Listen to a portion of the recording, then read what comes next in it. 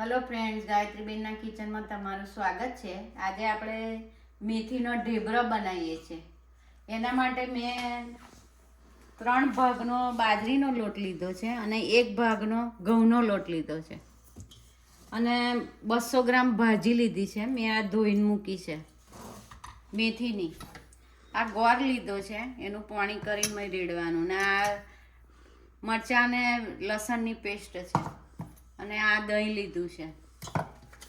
એમાં અજમો આવશે, હળદર આવશે, બસ 2 જ વસ્તુ આવશે અને સ્વાદ પ્રમાણે મીઠું અને આ તેલ.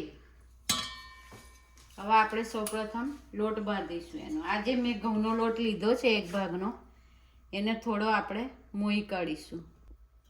આ આપણે હવે આ ઘઉંનો જે લોટમાં નાખવા લીધો છે તેને મોઈ કાઢીશું અને એની મય મિક્સ કરી દઈશું.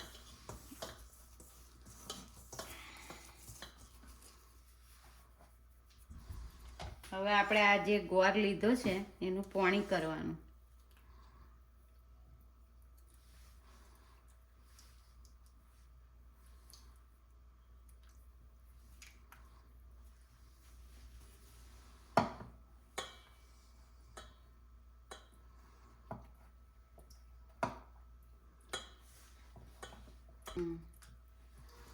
આપણે ગોળનું પાણી કરી દઈએ. જેમ બને એમ તમે ઢીલો ગોળ લો ને તો તમારે ગોળનું પાણી કરતા વાર ના લાગે.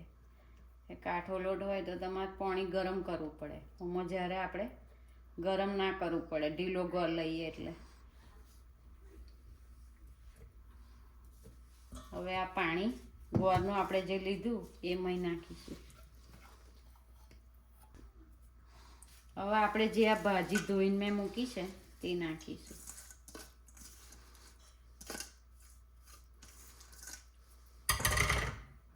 હવે આપણે આ દહીં લીધું છે, મેં 50 ગ્રામ દહીં લીધું છે.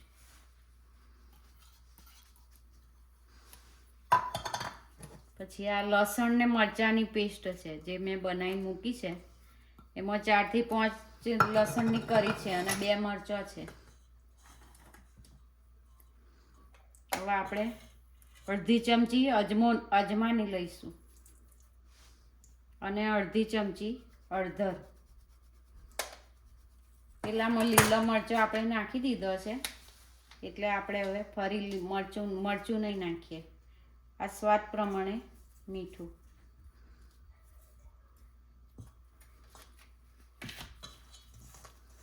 હવે આ બધું મિક્સ કરી દઈશું.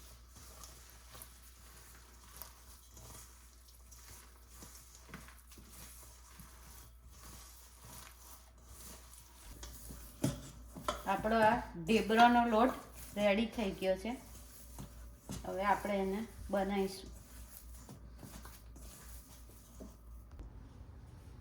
આપણે આવી રીતે આદળી લીધી છે. આ એક પ્લાસ્ટિકની કોથળી મેં કાપીને લીધી છે અને આ અટમણ માટે લોટ લીધો છે અને આ ગુલ્લું કર્યું છે. હવે આપણે લોડી મૂકી દીધી છે.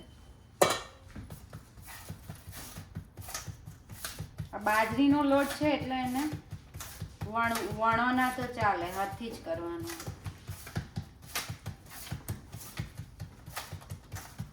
અને લગભગ બાજરીનો લોટ વણાય બી નહીં, તમારી કોરો ફાટી જાય.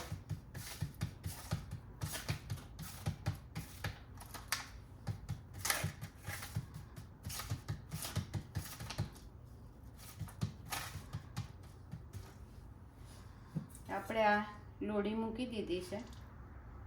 એની માં થોડું તેલ રેડ્યું છે મેં.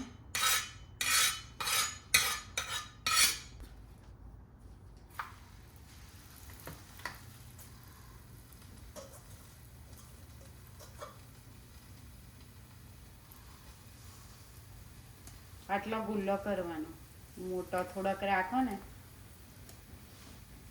તો તમારે થપાય સરસ.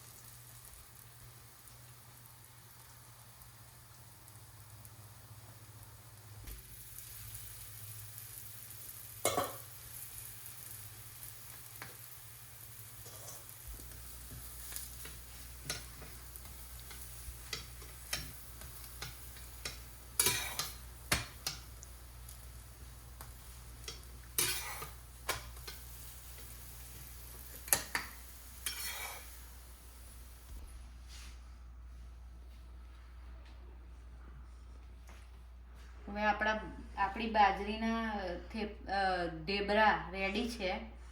જો તમને મારી રેસીપી પસંદ આવી હોય તો મને લાઈક કરો, શેર કરો અને સબસ્ક્રાઈબર કરો. બેલ આઇકન દબાવવાનું ભૂલતા નહીં. જય શ્રી કૃષ્ણ, જય માતાજી, થેન્ક યુ.